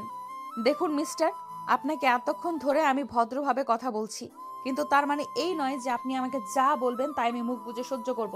দেখুন, আপনি আমার সম্পর্কে কোনো কিছু না জেনে আমার চরিত্রের উপর আঘাত আনতে পারেন না। আপনার চরিত্রের উপর আঘাত হানার কোনো ইচ্ছে আমার ছিল না, কিন্তু আমি নিজের চোখে যেগুলো দেখতে পেলাম সেগুলোর পর আর বিশ্বাস না করে থাকতে পারলাম না। যাই হোক, আপনার সঙ্গে আর কোনো কথা নেই, আপনার ফ্যামিলির সঙ্গেই কথা হবে। এই কথা শুনে রাজীব নিচে চলে আসলো, আর পিছু পিছু আশা আর রাজু নিচে আসলো। তাদেরকে নিচে আসতে দেখিয়ে আশার আব্বু রাজীবকে জিজ্ঞাসা করলো। তো কি ব্যাপার, তোমরা কি সিদ্ধান্ত নিলে? সিদ্ধান্তের কথা পরে বলুন, আগে আপনি আমাদের এটা বলুন যে আপনি সব কিছু জেনে শুনে কেন আমাকে ডেকে এনে অপমান করেছেন? আপনি তো জানতেন আপনার মেয়ের অন্য একটা ছেলের সঙ্গে সম্পর্ক রয়েছে, তারপরও কেন আপনি আমাদের এখানে ডেকে নিয়ে আসলেন? এসব তুমি কি বলছো? অন্য একটা ছেলের সঙ্গে সম্পর্ক আছে মানে? আমার মেয়ে তো কোনোদিন আমাকে এ ব্যাপারে কিছুই বলেনি যে সে অন্য ছেলের সঙ্গে রিলেশনে আছে। হ্যাঁ, আপনার মেয়ে আমাকেও বলেনি। আমি যখন জিজ্ঞেস করলাম বয়ফ্রেন্ডের ব্যাপারে, তখন আপনার মেয়ে আমাকে মুখের উপর না বলে দিয়েছে। কিন্তু ওই ছেলেটা যদি তখন সামনে এসে সত্য কথা না বলতো, তাহলে তো আমি জানতেই পারতাম না যে আপনার মেয়ের বয়ফ্রেন্ড আছে। ওই ছেলেটা মানে তুমি কোন ছেলেটার কথা বলতে চাইছো? আমি তো কিছুই বুঝতে পারছি না। তুমি একটু দয়া করে বিষয়টা আমাকে খুলে বলবে? রাজীব তখন সামনেই দাঁড়িয়ে থাকায় রাজকে হাত ধরে টেনে সবার সামনে দাঁড় করিয়ে বলে। এই যে এই ছেলেটাই আপনার মেয়ের বয়ফ্রেন্ড। আপনার মেয়েকে যখন আমি জিজ্ঞেস করেছিলাম তখন সে আমাকে কিছুই বলেনি, আর ঠিক ওই মুহূর্তে এই ছেলেটা এসে সব কিছু আমাকে বলে দিয়েছে। ভাগ্যিস ছেলেটা সমস্ত সত্য কথা আমাকে বলে দিয়েছে, তা না হলে তো খুব খারাপ কিছু একটা হয়ে যেতে পারতো। আরে ভাই, আপনি কেন বুঝতে পারছেন না? আমি সেই তখন থেকে বলছি সেরকম কিছুই নয়। এই ছেলেটা আমার খালাতো ভাই, তার সঙ্গে আমার সেরকম কোনো সম্পর্ক নেই। সে আপনাদেরকে শুধু শুধু বোকা বানাচ্ছে। এবং আপনাদের সঙ্গে ফাজলামো করছে। আরে বাবা, আমি ফাইজলামো কেন করতে যাব? আমি যেটা সত্য সেটাই বলছি। আপনারা সবাই শান্ত হয়ে বসেন না আর আমার কথা শুনুন। আশা আর আমি সেই ছোটবেলা থেকে একসঙ্গে বড় হয়েছি, আর ভালোবাসা ভালো লাগার মতো বয়সটাতে দুজন দুজনকেই কাছে পেয়েছি। তাই আমাদের মধ্যে ভালোবাসাটা নিজেদের অজান্তেই তৈরি হয়ে গেছে। আশা করি আপনারা সবাই এই বিষয়টা খুব ভালো করে বুঝতে পেরেছেন। আমাকে আর আপনাদেরকে কিছুই খুলে বলতে হবে না। হ্যাঁ ভাই, আমরা সবাই বিষয়টা খুব ভালোভাবেই বুঝতে পেরেছি। আর আপনাকে আমাদের এই বিষয়টা বুঝিয়ে দেওয়ার জন্য অসংখ্য ধন্যবাদ। আপনি যদি সময় মতো এসে আমাকে এই কথাটা না বলতেন, তাহলে তো আমার ফ্যামিলি পুরো প্রস্তুতি নিয়ে এসেছিল এঙ্গেজমেন্ট করিয়ে রাখার। যাই হোক, যা হয়েছে ভালোই হয়েছে। আল্লাহ পাক রাব্বুল আলামিন যা করেন বান্দার মঙ্গলের জন্যই করেন। এরপর আর কোনো কথা না বলে রাজীব তার ফ্যামিলির মানুষজনদের নিয়ে আশাদের বাড়ি থেকে বের হয়ে চলে গেল। এদিকে মানুষজন চলে যাওয়াতে আশার ড্রয়িং রুমে বসে বসে কান্না করছে। বাড়ির সবাই সেখানে বসে আছে, কেউ কোনো কথা বলছে না, চুপচাপ নীরবতা চলছে। তখনই সেখান থেকে উঠে এসে আশার আম্মু রাজের হাত ধরে বলল, রাজ বাবা, তুই কেন করলি আমাদের সঙ্গে এরকমটা? তুই তো খুব ভালো করেই জানিস আমরা আশাকে বিয়ে দেওয়ার জন্য কতটা তৎপর হয়ে আছি। তোর কি এরকমটা করা খুব বেশি দরকার ছিল? I am so sorry aunty, তোমাদের সবাইকে এইভাবে অপমানিত হওয়ার জন্য। কিন্তু কি করব বলো, আশাকে আমি সত্যিই ভালোবাসি, আর সেই ছোটবেলা থেকে। কিন্তু এই কথাটা আমি আশাকে কোনোভাবেই বোঝাতে পারি না। সে সবসময় আমাকে ইগনোর করে চলে, কখনো সে আমার ভালোবাসা স্বীকারই করে না। কিন্তু তোমরা সবাই বিশ্বাস করো, আশাকে আমি খুব ভালোবাসি। তাকে ছাড়া আমি আমার লাইফের একটা সেকেন্ডও কল্পনা করতে পারি না। তাই তো সে চলে আসার পর আমিও পাগলের মতো ছুটে এখানে চলে এসেছি। আর এখন সে আমাকে ছেড়ে অন্য কারো হয়ে যাবে, এটা আমি কোনোভাবেই মেনে নিতে পারছি না। তুমি আশা কি ভালোবাসা সেটা তুমি আমাদের জানাতে পারতে, তোমার ফ্যামিলিকে জানাতে পারতে। আমরা সবাই মিলে বসে আলোচনা করে কিছু একটা সিদ্ধান্ত নিতাম। কিন্তু এরকম করাটা কি তোমার একটুও উচিত হয়েছে? সেটা তুমি তোমার নিজের বিবেকের কাছে প্রশ্ন করে দেখো। আই এম সরি আঙ্কেল, আমি বুঝতে পারিনি এরকমটা হবে। কিন্তু বিশ্বাস করেন, আশাকে আমি খুব ভালোবাসি। আর এই কথাটা আমি আমার মাকে অনেকবার বলেছি, কিন্তু আমার মা আমার কোনো কথাই শুনলো না, যা উল্টে আমাকে বকাবকি আর মারপিট করেছে। আমার মা আমাকে এমনও বলেছে, যদি আমি আশাকে ভুলে না যাই তাহলে সে আমাকে সন্তান হিসেবে স্বীকার করতে ভুলে যাবে। কিন্তু ভালোবাসার কাছে সব কিছুই হার মানে, সেটা তো আপনারা সবাই জানেন।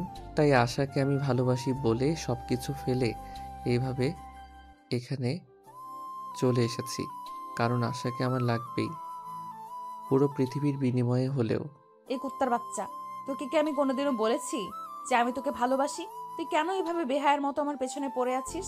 কেন আমার ফ্যামিলিকে এইভাবে অপমান করেছিস? আশা, তুমি তোমার মুখটা বন্ধ করো, এখানে আমরা কথা বলছি। তোমাকে কথা বলতে বলা হয়নি। আমরা যখন সবাই তোমার বিয়ের সম্বন্ধ নিয়ে ব্যস্ত ছিলাম, তখন তোমার এই কথাটা আমাদেরকে জানানো উচিত ছিল যে রাজ তোমাকে পাগলের মতো ভালোবাসে। তাহলে আমরা এইসব কিছু করতাম না। বিকজ রাজ যথেষ্ট ভালো একটা ছেলে, আর সে তোমাকে অনেক ভালো রাখবে, এটা আমি বিশ্বাস করি। আব্বু, ও ভালোবাসে, তাতে কি করার আছে? কি যায় আসে? আমি তো ওকে ভালোবাসি না, তাহলে আমি কেন ওর কথা মেনে নেব আর ওকে বিয়ে করব? কখনোই না। আমি ওরে কোনো দিনই বিয়ে করতে পারবো না। তোমরা ওরে এখান থেকে বিদায় করে দাও। আশা, তুই আমাকে যত অপমান আর অপদস্থই করিস না কেন, আমি যখন একবার এখানে এসেছি তখন আমি তোকে ছাড়া এখান থেকে কোনোভাবেই যাব না। আমার নিজের জীবনের বিনিময়ে হলেও তোকে এখান থেকে নিয়ে তারপর যাব। দেখ রাজ, আমার কিন্তু এখন খুবই মেজাজ খারাপ হচ্ছে। তুই আমার চোখের সামনে থেকে দূর হ। তোর চেহারাটাও দেখতে চাইছি না। তোর জন্য আজ আমার পুরো ফ্যামিলিকে আমার চোখের সামনে অপদস্থ হতে হয়েছে। তুই বুঝতে পারছিস না তুই কি করছিস? এই কথা বলার পর রাজ যখন সেখান থেকে যাচ্ছিল না তখন আশা সেখান থেকে চলে গেল। আসলে এরকম একটা ঘটনা ঘটবে এটা ফ্যামিলির কেউ কল্পনাই করেনি। যদি তারা এটা জানতো তাহলে হয়তো আজ এরকম পরিস্থিতির মুখোমুখি হতে হতো না। আশা নিজের রুমে এসে রুমের দরজা বন্ধ করে কান্না করছে। এদিকে আশার আব্বু রাজকে বলল, রাজ, তোমাদের এই সম্পর্ক আমাদের দুই ফ্যামিলির অন্য কেউ মেনে না নিলেও আমি মেনে নিয়েছি। তুমি আশার রুমে যাও আর ওর সঙ্গে কথা বলো, নিজেদের মধ্যে ঝামেলাটা মিটিয়ে নেওয়ার চেষ্টা করো। Okay uncle, thank you so much. অন্য কেউ না বুঝলে আপনি বুঝতে পেরেছেন, এটাই আমার জন্য যথেষ্ট। এবার রাজ সেখান থেকে সোজা আশার রুমের সামনে চলে গেল। অনেকবার রুমের দরজায় নক করলো, কিন্তু আশা কোনোভাবেই দরজা খুলে না। কারণ সে খুব ভালো করেই জানতো এই মুহূর্তে রাজ ছাড়া তার রুমে আর কেউ আসবে না। তাই সে দরজা বন্ধ করেই ব্যালকনিতে গিয়ে বসে রইল। তখনই হঠাৎ সে দেখতে পেল রাজ ওয়াশরুমের পাইপ দিয়ে উপরে উঠে আসছে।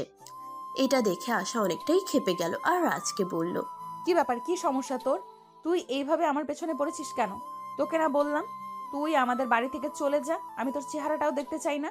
কিন্তু তারপরও তুই ওয়াশরুমের পাইপ বেয়ে কেন উপরে উঠছিস? আরে বাবা, আগে আমাকে উপরে উঠতে দে, তারপর আমি তোর সব প্রশ্নের উত্তর দিচ্ছি। এখানে দাঁড়িয়ে কথা বলতে গেলে যদি এখান থেকে হাত ফসকে পড়ে যাই তাহলে তো আমার কোমর ভেঙে যাবে, তখন আবার হসপিটালে তোকেই দৌড়াদৌড়ি করতে হবে। আচ্ছা ঠিক আছে, এবার বল কি সমস্যা তোর? তুই কেন আমার কাছে এসেছিস? আমি তো রুমের দরজা বন্ধ করে এখানে এসে বসে আছি যাতে তুই আমাকে কোনো বিরক্ত করতে না পারিস। তুই আগে আমাকে এটা বল, তুই রুমের দরজা কেন বন্ধ করেছিস? তুই জানিস না আমি তোকে ভালোবাসি, তোকে ছাড়া আমি এক মুহূর্ত থাকতে পারবো না। আর সেখানে তুই যদি আমাকে ছেড়ে অন্য কাউকে বিয়ে করে নিস তাহলে আমি কি করে বাঁচবো তুই আমাকে বল। শোন রাজ, তোকে আমি আগেও বলেছি আর এখনো বলছি, ভালোবাসা কখনোই একতরফা হয় না। ভালোবাসতে গেলে দুজনকে সমানভাবে বাসতে হয়, তা না হলে সেই ভালোবাসার কোনো ভ্যালু থাকে না। তুই আমাকে ভালোবাস, তোকে ভালোবাসতে কে নিষেধ করেছে? শোন, বিয়ে করার জন্য আর 5টা ছেলের মধ্যে যা রয়েছে আমার মধ্যেও তাই রয়েছে। আমি তোকে সুখে রাখতে পারবো, তুই আমার উপর এইটুকু ভরসা রাখতে পারিস? শোন, পৃথিবীতে আমি কেন, কোনো মেয়েই তোর মতো বেকার ভণ্ড আর বদমাইশ মার্কা একটা ছেলেকে বিয়ে করবে না।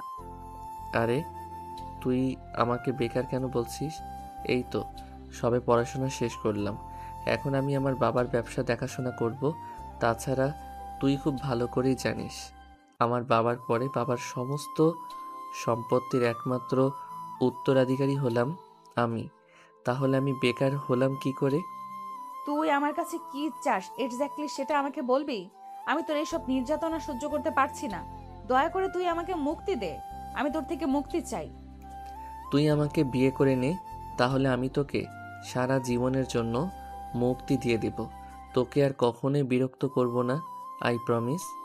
আমারে পাগলে পাইছে না, বুকে ধরছে যে আমি তোকে বিয়ে করতে যাব আর তুই সারা জীবন আমাকে জ্বালাতন করবি? কখনোই না, আমি তোকে কোনোদিনই বিয়ে করব না, মরে গেলেও না। দেখ আশা, আঙ্কেল কিন্তু তোকে আর আমাকে বিয়ে দিতে রাজি হয়েছেন, তাহলে তুই কেন রাজি হচ্ছিস না সেটা বল আমাকে।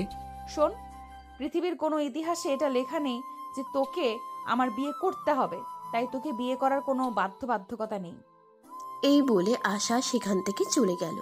একদম বাড়ি থেকে বের হয়ে পুকুর ঘাটে গিয়ে তখনই আশার আব্বু সেখানে আসলো আর তার পাশে বসে বসতে লাগলো। মামনি, আমি তোমার সঙ্গে কিছু কথা বলতে চাই। তুমি রাজের ব্যাপারে ছাড়া অন্য যে কোনো ব্যাপারে আমার সঙ্গে কথা বলতে পারো, আমি সব ব্যাপারে তোমার সঙ্গে কথা বলতে প্রস্তুত, কিন্তু রাজের ব্যাপারে আমি কোনো কথা বলতে চাই না। আমি তোমার সঙ্গে রাজের ব্যাপারে কথা বলতে চাই, আর আমার সমস্ত কথা তোমাকে শুনতেই হবে, কারণ রাজ যথেষ্ট ভালো একটা ছেলে। তুমি ছোটবেলা থেকে তার সঙ্গে বড় হয়েছ, সে তোমাকে যতটা বুঝবে, অপরিচিত একটা ছেলে তোমাকে কখনোই এতটা বুঝবে না।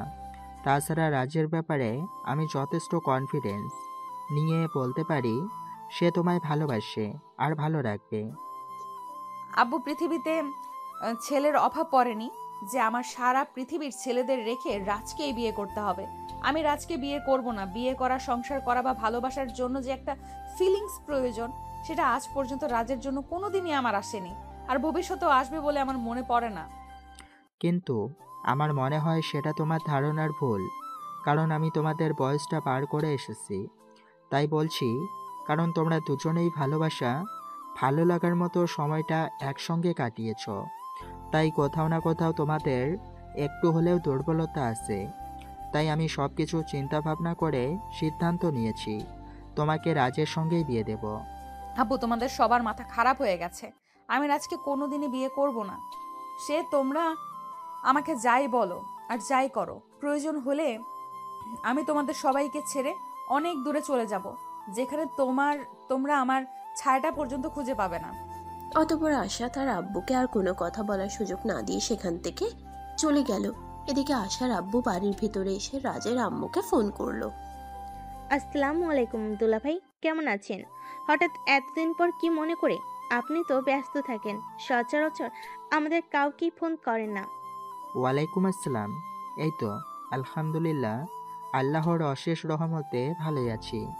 তোমাদের সঙ্গে একটু জরুরি দরকার ছিল। তুমি কি রাজের আব্বুকে নিয়ে একবার আমাদের বাড়িতে আসতে পারবে? আসলে আমি এক সপ্তাহে ছুটিতে এসেছি, তাই তোমাদের সঙ্গে একবার দেখা করতে মন চাইল। তাছাড়া তোমাদের সঙ্গে একটু জরুরি বিষয়ে কথা বলতে চাই। কি ব্যাপার দুলা ভাই, কিছু হয়েছে নাকি? খুব বেশি জরুরি হলে আপনি ফোনে বলতে পারেন, আমি শুনেছি। বিষয়টা খুবই জরুরি, কিন্তু ফোনে বলা যাবে না। তুমি রাজের আব্বুকে নিয়ে আগামীকালকেই পারলে আমাদের এখানে চলে এসো, তারপর সামনাসামনি বসে কথা বলতে চাই। আমি শুনছি। আচ্ছা দুলা ভাই, ঠিক আছে, কোনো সমস্যা নেই। রাজা আপু বাড়িতে আসুক, আমি ওনার সঙ্গে কথা বলে আপনাকে রাতেই জানাচ্ছি। এই কথা বলে রাজের আম্মু ফোনটা কেটে দিল। আর সেদিন রাত্রে বেলা রাজের আব্বু যখন বাসায় আসলো, তখন তিনি রাজের আব্বুকে সবকিছু খুলে বললেন। সবকিছু শুনে রাজের আব্বু বলল, আচ্ছা ঠিক আছে, কোনো সমস্যা নেই। আমিও ভাবছিলাম একবার ওখান থেকে ঘুরে আসি। অনেকদিন কোথাও ঘুরতে যাওয়া হয় না আসলে। আমাদের তো তেমন কোনো আত্মীয় স্বজন নেই, তাই আত্মীয় স্বজনের বাড়িতে বেড়াতে যাওয়াটা খুব কমই হয়ে থাকে। এখন যেহেতু দুলাভাই আমাদেরকে ইনভাইট করেছেন, তাহলে তো ভালোই হলো। তাহলে কি আমি সকালবেলা ব্যাগপত্র সবকিছু গুছিয়ে রাখবো? হ্যাঁ, তুমি সকালবেলা সবকিছু গুছিয়ে রেখো। আমি অফিসের কাজ শেষ করে দুপুরের মধ্যেই বাসায় চলে আসব, আর তারপর সন্ধ্যার মধ্যেই তাদের বাড়িতে চলে যাব। অতঃপর পরদিন সন্ধ্যা হতে না হতেই রাজের আব্বু আম্মু আশাদের বাড়িতে চলে আসলো। আশা তার খালামণি আর খালুকে তাদের বাড়িতে দেখে একদম অবাক হয়ে তার খালামণিকে জিজ্ঞাসা করে, কি ব্যাপার খালামণি, হঠাৎ করে তোমরা আমাদের বাড়িতে চলে আসলে? আমি তো কিছুই বুঝতে পারছি না, আসলে কি হচ্ছে আমাদের বাড়িতে। হ্যাঁ, সেটা তো আমিও বুঝতে পারছি না। কালকে তোমার আব্বু হঠাৎ করে ফোন দিল আর আমাদের দুজনকে এখানে আসতে বললো, কারণ জিজ্ঞেস করলে তোমার আব্বু আমাদের দুজনকে বললো না। এইভাবে হুট করে চলে আসলাম। আচ্ছা ঠিক আছে, তোমরা ভেতরে গিয়ে বিশ্রাম নাও। আব্বু একটু বাইরে গেছেন, এলাকার কারো সঙ্গে দেখা করতে হয়তো। আচ্ছা ঠিক আছে, কোনো সমস্যা নেই। তোমার আম্মু কোথায়? তোমার আম্মুকে বলে দাও আমরা চলে এসেছি, আর তোমার আঙ্কেলকে রুমে নিয়ে যাও। অতঃপর রাত 8টার দিকে আশার আব্বু বাসায় আসলো আর সবাই মিলে একসঙ্গে রাতের খাওয়া দাওয়া সেরে নিল। সবাই যখন ড্রয়িং রুমে উপস্থিত হলো, তখন রাজের আম্মু আশার আব্বুকে উদ্দেশ্য করে বলল, কি ব্যাপার দুলা ভাই, কি হয়েছে? এবার তো আপনি আমাদেরকে এ ব্যাপারে কিছু বলুন। আমাদের তো আর তর সইছে না, অনেক টেনশন হচ্ছে। আরে বাবা, এত টেনশন করার কিছুই নেই। আমি তোমাদেরকে টেনশন করার মতো কিছুই বলবো না। আসলে আমি তোমাদের সঙ্গে একটা গুরুত্বপূর্ণ বিষয় আলোচনা করতে চাই, আমার মেয়ে আর তোমাদের ছেলের বিষয়ে। ও, তাহলে এবার আমার ছেলে আপনাদের এখানে এসেও কোনো অঘটন করতে গেছে, তাই না? এই জন্যই আমি ওকে আসতে দেইনি, আর সে আমাকে না জেনে চুপিসারে এখানে চলে এসেছে। আমি জানতাম তো এখানে এসে একটা অঘটন ঘটাবে। কথাগুলো এক নিঃশ্বাসে রাজের আম্মু বলল। আর সেই সব কিছু শুনে আশার আব্বু রাজের আম্মুকে উদ্দেশ্য করে বলল, দেখো, আমি তোমাকে সে ব্যাপারে কিছুই বলতে চাই না। আমি আশার আর রাজের বিয়ের ব্যাপারে কথা বলতে চাই। আমি সিদ্ধান্ত নিয়েছি আশাকে রাজের সঙ্গেই বিয়ে দেব। আপনি সত্যি বলেছেন দুলাভাই। তাহলে কি আমার মনের আশাটাও পূরণ হতে যাচ্ছে? আমি আশাকে সেই ছোটবেলা থেকে নিজের মতো মনে করতাম। আর আপনি আশাকে আমার বাড়ির বউ বানিয়ে পাঠানোর কথা বলছেন? এটা তো আমাদের জন্য খুবই খুশির খবর। হ্যাঁ দুলাভাই, এটা আমাদের জন্য খুবই খুশি খবর। রাজ আশিকে ভালোবেসে সেটা আমি জানি, কিন্তু আমি ভেবেছিলাম আপনার এই সম্পর্ক কোনোদিন মেনে নিবেন না। তাই আমি এই ব্যাপারে আপনাকে এবং রাজের আব্বুকে কিছুই বলিনি, কারণ আমি খুবই ভয় পেতাম ফ্যামিলিগত একটা সম্পর্ক যদি ভেঙে যায়। ভয় পাওয়ার কোনো কারণ নেই। আমি জানতে পেরেছি রাজ আশাকে ভালোবাসে, তাই আমি সিদ্ধান্ত নিয়েছি আশাকে রাজের সঙ্গেই বিয়ে দেব। কারণ রাজ আর আশা দুজনে একসঙ্গে বড় হয়েছে। তাদের দুজনের জন্য দুজনের মন কোথাও না কোথাও একটু দুর্বলতা আছে। আশা যদিও এখন সেটা অস্বীকার করছে, কিন্তু আমি বাবা হয়ে সেটা বুঝতে পারি। তাই আমার এরকম সিদ্ধান্ত নেওয়া। আশা করি আমাদের দুই ফ্যামিলির কারোরই এই ব্যাপারে কোনো অমত হবে না। কি বলেন দুলাভাই, অমত কেন হতে যাবে? আমরা ছোটবেলা থেকেই আশাকে নিজের মেয়ের মতো মনে করি। আর আশা কি আমাদের বাড়ির বউ বানাতে পারলে আমাদের খুবই ভালো লাগবে। এ ব্যাপারে কেন আমাদের অমত থাকবে? কাট। এ ব্যাপারে কেন আমাদের অমত থাকতে যাবে? আমাদের কোনো অমত নেই। আমরা আশাকে আমাদের বাড়ির বউ বানিয়ে নিতে একদম প্রস্তুত। আপনি যদি বলেন এখন আশাকে আমাদের বাড়িতে নিয়ে যেতে হবে, তাহলে আমি তাই করব। না, সেরকমটা করার কোনো প্রয়োজন নেই। কারণ আশা আমাদের ফ্যামিলির বড় মেয়ে, আর রাজ তোমাদের একমাত্র ছেলে। আমি চাই না তাদের বিয়েটা সেরকম করে হোক। আমি তাদের বিয়েটা খুব ধুমধাম করে দিতে চাই। এলাকায় সাড়া ফেলতে চাই, সবাই যাতে বলতে পারে আমাদের বাড়ির বিয়ের কথা। আচ্ছা ঠিক আছে, কোনো সমস্যা নেই। আসলে আশাকে আমাদের সবারই খুব পছন্দ হয়েছে, তাই আর কি। তাহলে আপনি কি কিছু ভেবেছেন ওদের বিয়ের ব্যাপারে? কবে ডেট ফিক্সড করতে চান? আমি আসলে লম্বা চওড়া কোনো ডেট নিতে চাই না।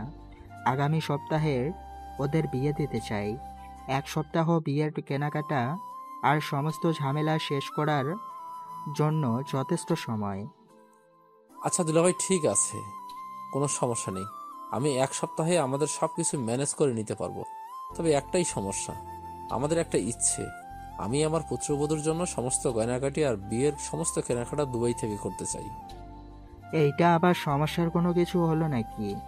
এখনও অনলাইনে সব কিছুই করা যায়। তুমি চাইলে তোমার পুত্রবধূর জন্য গয়না থেকে শুরু করে সমস্ত কিছু অনলাইনে কেনাকাটা করতে পারো। তুমি 3 দিনের মধ্যে সব কিছু হাতে পেয়ে যাবে, কোনো সমস্যা হবে না। তোমাকে পাসপোর্ট ভিসার জন্য দৌড়াদৌড়িও করতে হবে না। তাই নাকি দুলাভাই?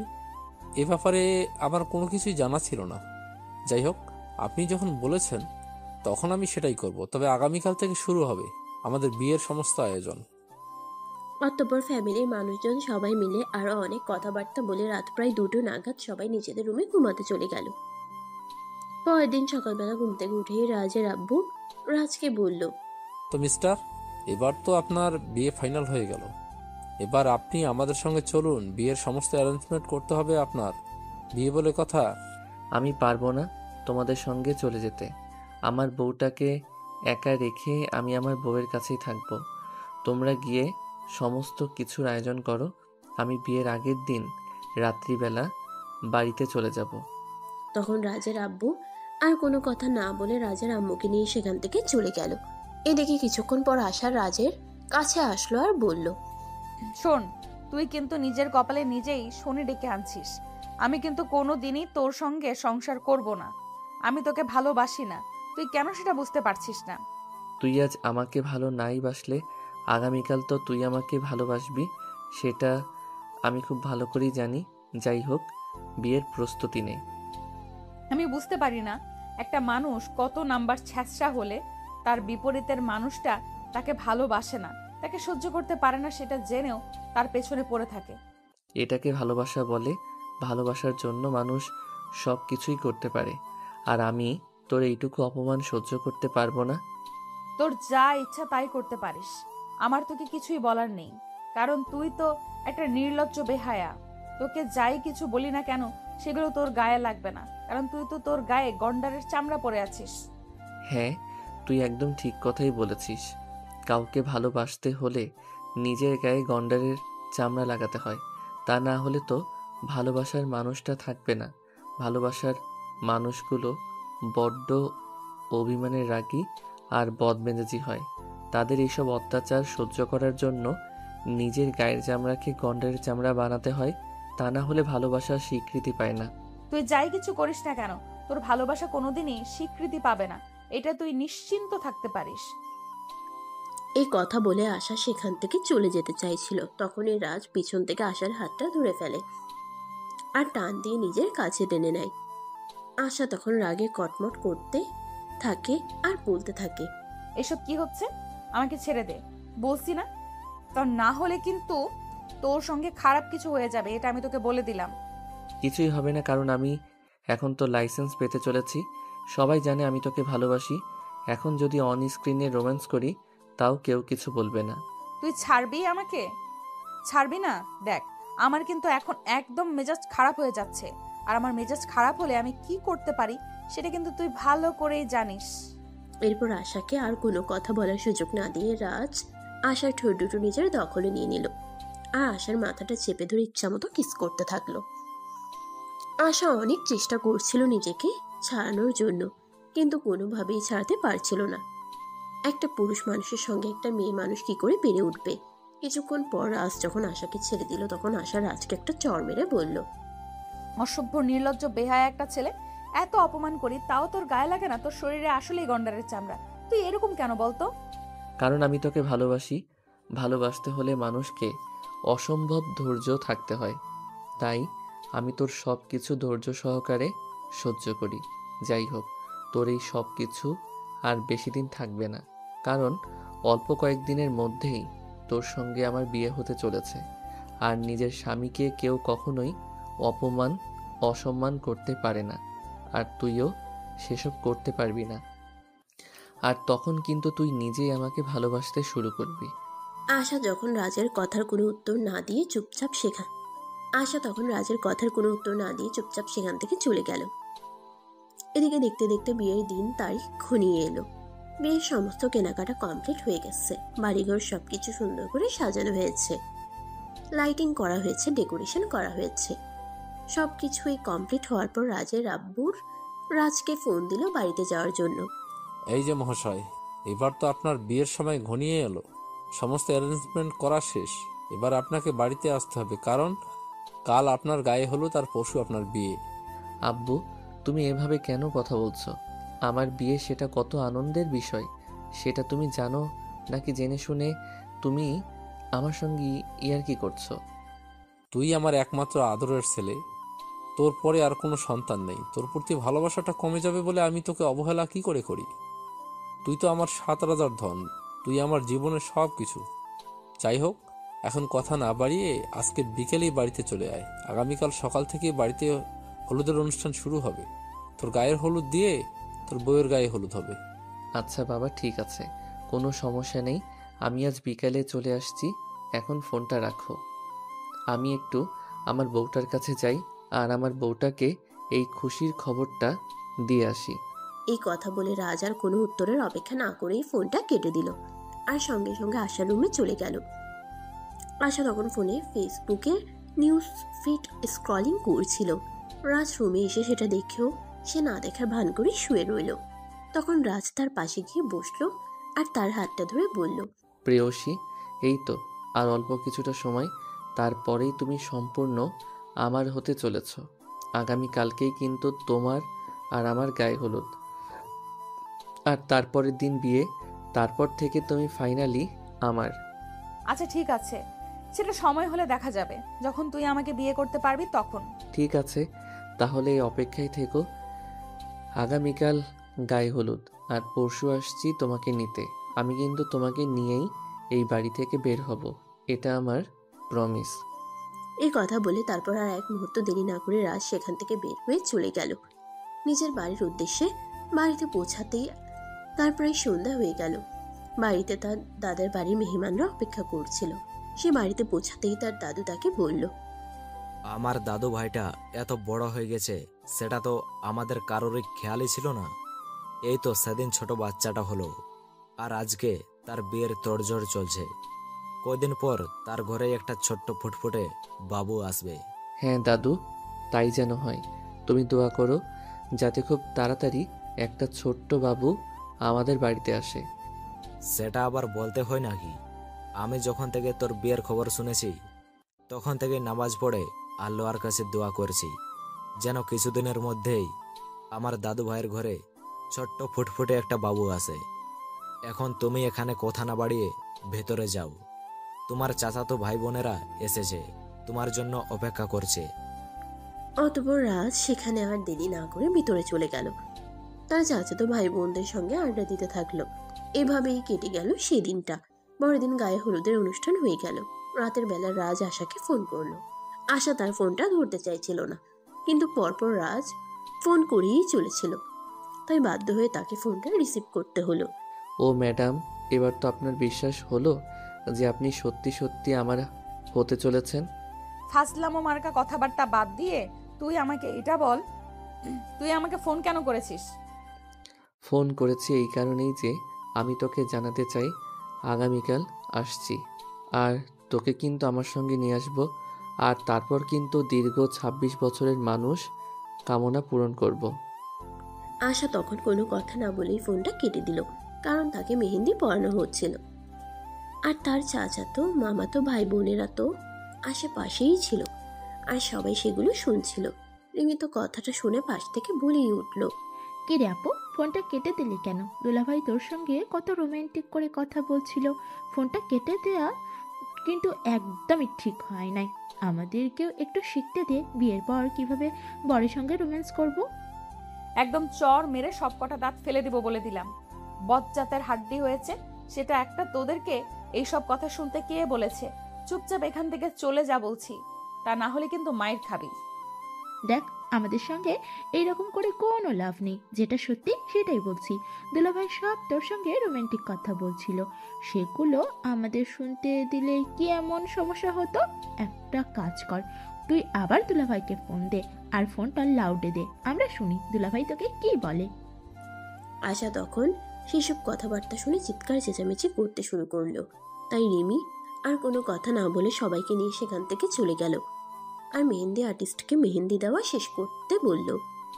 এই যে, আপনি প্লিজ তাড়াতাড়ি মেহেন্দি দেওয়া শেষ করুন, রাত অনেক হয়ে গেছে, বাড়ির আরও অনেক ছেলেমেয়েরা বাকি আছে মেহেন্দি পরতে, তাদেরকেও মেহেন্দি পরাতে হবে। এই বিয়ে তো আমার হচ্ছে, তোরা কেন মেহেন্দি পরবি? আর্টিস্ট তোদেরকে মেহেন্দি পরাবে না, কারণ যেই এক মেহেন্দি পরবে তাকেই এখন আমার বদলিতে বিয়ের পিঁড়িতে বসতে হবে। তুই কি মগের মূল্য পেয়েছিস নাকি এটা? তুই তোর কাছে রেখে দে, কারণ বিয়েতে সবাই মেহেন্দি পরে। তোর মেহেন্দি দেওয়া শেষ হলে তুই এখানে চুপচাপ বসে থাক, কাউকে বিরক্ত করিস না। এই বলে রিমি সেখান থেকে চলে গেল, আর এদিকে আর্টিস্ট আশাকে মেহেন্দি দেওয়া শেষ করে বাড়িতে সবাইকে মেহেন্দি দিয়ে দিল। এই দেখে মেহেন্দি দেওয়া হতে হতে ভোর হয়ে গেল। তারপর ভোরের আলো ফুটতে না ফুটতেই বাড়িতে বিয়ের তোড়জোড় শুরু হয়ে গেল। সবাই ব্যস্ত হয়ে পড়ল। রাজের বাড়িতেও বিয়ের আয়োজন শুরু হয়ে গেল। কি ব্যাপার রাজ, তুই এখানে পড়ে পড়ে ঘুমাচ্ছিস কেন? আজ তো তোর বিয়ে, সেটা কি তুই ভুলে গেছিস নাকি? রে আম্মু, এতক্ষণে তোমার সময় হলো? তুমি আরো আগে কেন আমাকে ডাকতে এলে না? সকাল 7টা বেজে গেছে। জীবনে প্রথমবার বিয়ে করতে যাচ্ছি বলে কথা, তুমি আমাকে আরো আগে ডাকতে। আমি কি ভেবেছিলাম তুই আরো অনেকক্ষণ আগে ঘুম থেকে উঠে পড়ে গেছিস, তাই আমি তোকে ডাকতে আসিনি। যাই হোক, সবে মাত্র সকাল 7টা, ঘুম থেকে ওঠ আর তৈরি হয়ে নে। আম্মু, আসলে এতদিন ধরে আমার বউটাকে পাহারা দিচ্ছিলাম যাতে পালিয়ে যেতে না পারে, তাই রাতের বেলা ঠিক মতো ঘুমাতে পারিনি। আর আজ যখন ফ্রি হয়ে একটু বিছানায় শুইলাম, অমনি রাজ্যের যত ঘুম আমার চোখে চলে আসলো, তাই ঘুম থেকে উঠতে দেরি হয়ে গেল। দয়া করে আপনি এবার রাজের কথা বলা বন্ধ করুন, আর বিছানা থেকে নেমে ফ্রেশ হতে চলুন। আপনার বাজে কথা অনেক শুনেছি, আজকেই শেষ। আজকে পর আর কখনো আপনার এসব বাজে কথা শুনবো না। এই কথা বলে রাজের আম্মু সেখান থেকে বের হয়ে চলে গেল। এদিকে রাজ বিছানা থেকে নেমে ফ্রেশ হয়ে তৈরি হয়ে নিল। সকাল 10টা নাগাদ সবাই তৈরি হয়ে আশাদের বাড়িতে চলে গেল। সেখানে পৌঁছাতে 4 ঘন্টার বেশি সময় লাগলো, কারণ সেটা গ্রামের এলাকা ছিল আর অনেকটা দূরে ছিল। অতঃপর বিয়ের সমস্ত নিয়ম নীতি শেষ হলে আশাকে নিয়ে রাজদের বাড়ির উদ্দেশ্যে রওনা দিল। রাজ আর আশা দুজনেই গাড়িতে পাশাপাশি বসে আছে, কিন্তু কেউই কোনো কথা বলছে না। রাজ মনে মনে ভাবতে লাগলো, ডার্লিং, এখন তোমাকে কিছুই বলবো না। আগে তোমাকে বাড়িতে নিয়ে যাই, তারপর সুদে আসলে সব তোমাকে বুঝিয়ে দেব। তখন তুমি বুঝতে পারবে কত ধানে কত চাল। অপরদিকে আশা মনে মনে ঠিক তার উল্টো কথা ভাবছে। তুই যাই কিছু করিস না কেন, আমি কোনো দিনই তোর মনের আশা পূরণ হতে দেব না। কারণ আমার ফ্যামিলি আমাকে তোর সঙ্গে জোর করেই একরকম বিয়েটা দিয়েছে। কারণ আমি তোকে কোনোদিনই বিয়ে করতে চাইনি। তুই মনে মনে যত চিন্তা ভাবনা করার করে নে, কিন্তু আমি তোকে সেই সব চিন্তায় বিজয়ী হতে দেব না। এইসব চিন্তা ভাবনা করতে করতেই তারা বাড়িতে এসে পৌঁছে গেল। আগে থেকে সবকিছু রেডি করা ছিল, তারা আসতেই নতুন বউকে বাড়িতে বরণ করে নেওয়া হলো। তারপর রাত 10টা নাগাদ সবার খাওয়া দাওয়া শেষ হলে আশাকে রাজের রুমে দিয়ে আসা হলো। প্রায় 10 মিনিট পর রাজ রুমে গেল আর রুমে প্রবেশ করে সে রুমের দরজাটা বন্ধ করে দিল। কি ব্যাপার, তুই রুমের দরজা কেন বন্ধ করলি? আর এই রুমেই কেন এসেছিস? আমি তোর সঙ্গে এক রুমে ঘুমাবো না। তুই ওই রুমে যা, আমি আগে যে রুমে ঘুমাতাম ওই রুমে ঘুমাবি। ওইভাবে মেহমানরা ঘুমাচ্ছে, তাছাড়া এটা আমার রুম আর তুমি আমার বিয়ে করা বউ। এখন আমি তোমাকে রেখে অন্য রুমে কেন ঘুমাতে যাব? আমি তো তোকে আগেই বলেছি, তোকে আমি কোনোদিনও নিজের স্বামী হিসেবে মেনে নিব না।